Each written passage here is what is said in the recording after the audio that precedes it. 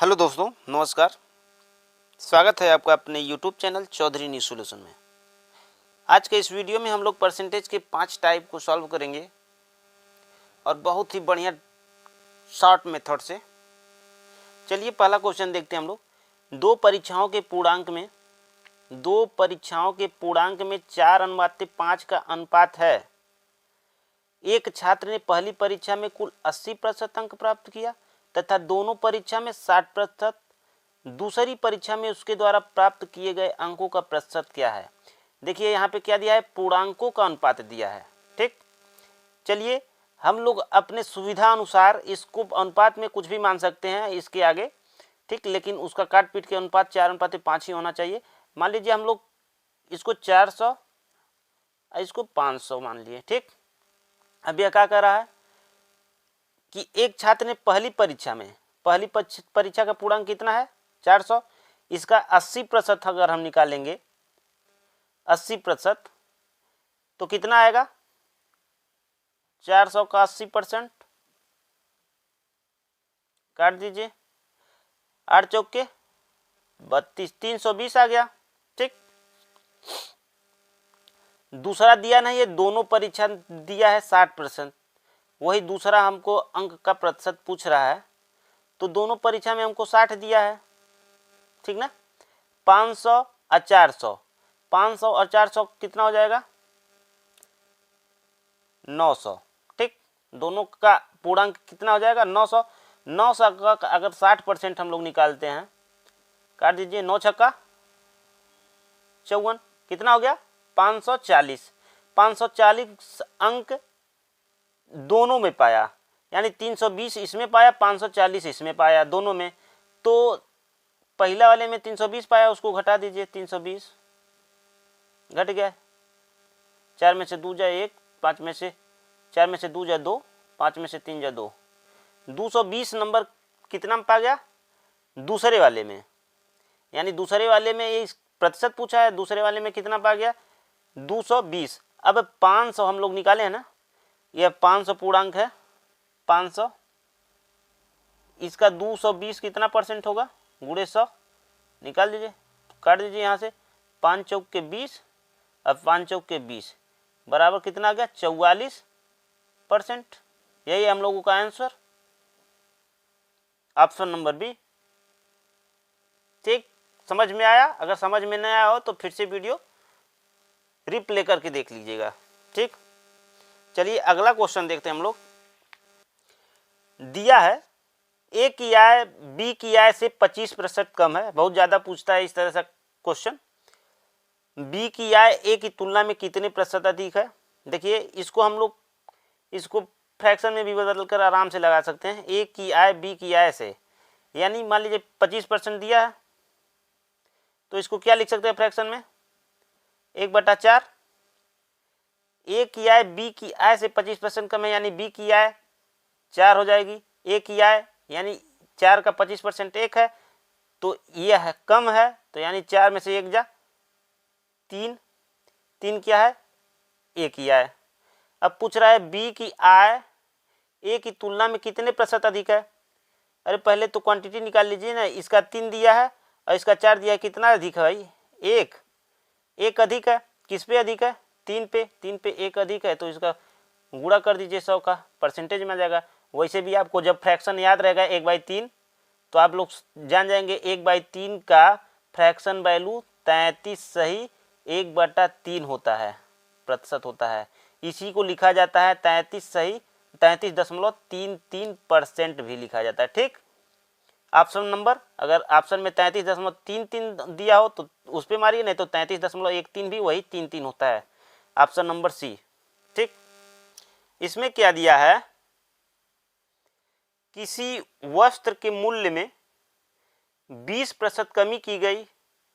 उस वस्तु के मूल्य को प्रारंभिक मूल्य पर लाने के लिए उसके मूल्य में कितनी वृद्धि करनी पड़ेगी। इस तरह का क्वेश्चन पिछले जो रेलवे का एनटीपीसी सीबीटी 2 सीबीटी 1 लेवल 1 सारे में पूछा गया था। ठीक ना, तो क्या कह रहा है, किस वस्तु के मूल्य में 20% की कमी की गई, यानी 20% का फ्रैक्शन वैल्यू में हम क्या लिख सकते हैं भैया 1/5 लिख सकते हैं। देखिए इसको फ्रैक्शन वैल्यू में हम लोग लिखते कैसे हैं, 20 को प्रतिशत का मतलब होता है नीचे 100 काट दीजिए, 20 एकन ने 20, 20 पचे 100, यही होता है फ्रैक्शन वैल्यू। बार बार मैं फ्रैक्शन वैल्यू कहता हूँ तो आप लोग समझ जाइए कि हम इसको काट पीट के 60 में ला दिए हैं, यानी यही होता है फ्रैक्शन वैल्यू। अब क्या कह रहा है, 20% की कमी की गई, किसी वस्तु के मूल्य में 20% की कमी की गई। यह 5 का एक क्या है 20%, एक की कमी की गई तो कितना हो गया 4 हो गया। उस वस्तु के मूल्य में को प्रारंभिक मूल्य पर लाने के लिए उसके मूल्य में कितनी वृद्धि करनी चाहिए। अब 4 से 1 यानी 1 ज़्यादा है ना, तो हमको 1 और बढ़ाना है तब जाना यह प्रारंभिक मूल्य आ जाएगा। यह तो बाद का मूल्य है जब कमी हुई, और यह क्या है प्रारंभिक मूल्य। अब यह कह रहा है प्रारंभिक मूल्य लाने के लिए तो 4 पे 1 की वृद्धि करिए, यानी 4 पे 1 की वृद्धि, इसको प्रतिशत में बदलने के लिए गुणे 100 करिए। नहीं तो आप लोगों को याद है तो इसको अगर काटेंगे तो कितना हो जाएगा 25%। नहीं तो आप लोगों को 1/4 की फ्रैक्शन वैल्यू याद है तो आप लोग 25% डायरेक्ट रख देंगे। इसीलिए कहते हैं कि आप लोग फ्रैक्शन वैल्यू पहले याद कर लीजिए। ऑप्शन नंबर सी, ठीक ना। यदि नहीं समझ में आया हो तो फिर से रिप्ले करके देख लीजिए। चलिए नेक्स्ट क्वेश्चन देखते हैं हम लोग। यदि एक विद्यालय में 1000 विद्यार्थी थे, यदि इनमें से 15% मुसलमान और 10% ईसाई, देखिए यहाँ पे आप लोगों को ध्यान देना होता है कि 15% मुसलमान और 10% ईसाई, यानी ये दोनों जुट जाएगा अब, ठीक। और शेष, जहाँ पे शेष आ जाता है वो अलग हो जाता है, ठीक। तो शेष हिंदू हैं, तो हिंदू विद्यार्थियों की संख्या क्या है। देखिए मुसलमान प्लस ईसाई हो जाएगा यहाँ पे, क्योंकि बीच में शेष नहीं दिया था। ईसाई कितना हो गया 15 + 10 बराबर कितना 25%, तो ये पूरा हो गया, ठीक।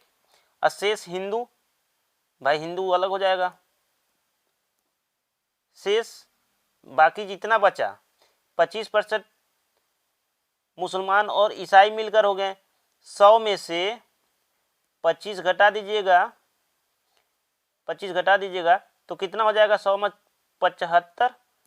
यह 75% क्या हो गया, ये सब हिंदू हैं। अब हमको निकालना रहता है, अब 1000 का 75%, आप नए हैं तो इस तरह से निकालिए भाई, यहाँ से यहाँ काटिए। अब 75 दहाई 750, यही आप लोगों का आंसर हो जाएगा। लेकिन अब लोग जब प्रैक्टिस कर लेंगे तो 75% निकालना है, 50% निकालना है। देखिए अब 25% निकालना तो आराम से निकाल सकते हैं। 1000 पूरा पूर्णांक दिया है, 75 दिया है, यानी 100 का 3 भाग 75 है, तो 1000 का 3 भाग क्या होगा, आराम से निकाल सकते हैं 750। आप लोगों का ऑप्शन नंबर सी।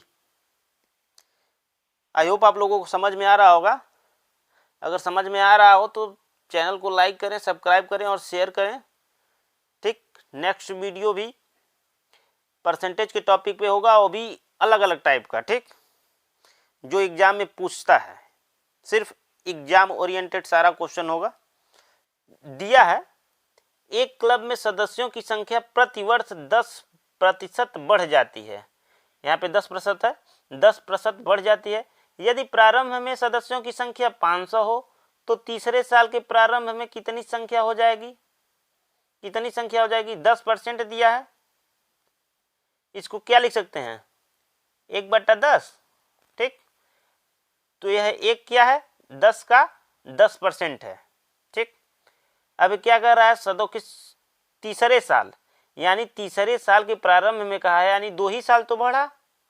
तीसरे साल के प्रारंभ में पूछ रहा है, यहाँ पे बिल्कुल प्रश्न में ध्यान देने की बात है कि तीसरे साल के प्रारंभ में, ठीक, यानी 3 साल नहीं 2 ही साल बढ़ रहा है। यानी 10 से 1 बढ़ेगा तो कितना हो जाएगा 10 से 11, फिर बढ़ेगा 10 से 11, 2 बार बढ़ा।